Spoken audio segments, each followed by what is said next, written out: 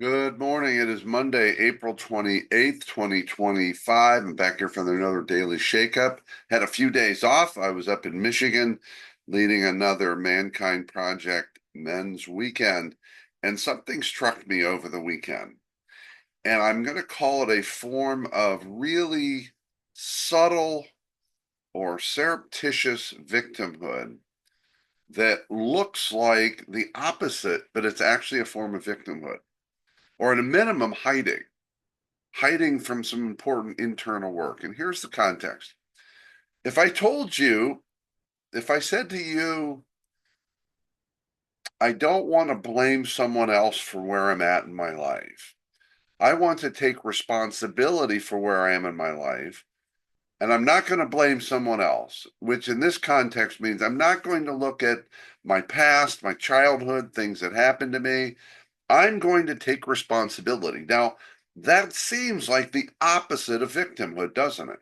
Taking responsibility, certainly from a definition, is the opposite or way the other side from victimhood. But here's the problem.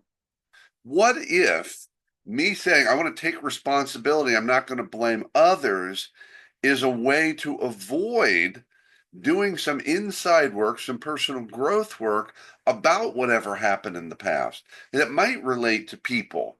So I'm saying I'm not going to blame you, but therefore I'm not going to work on that. I'm just going to figure it out in the future, like today going forward. I don't want to look back because I'm going to call it blaming. But I think in reality, it's a form of subtle victimhood because now I'm not going to deal with the core issue that really would help me move forward in a better way, a different way, to allow me to live more authentically, to be the leader that I'm meant to be fully and just blossom into that leadership because I'm still being dragged down by an anchor that relates perhaps to someone in my past.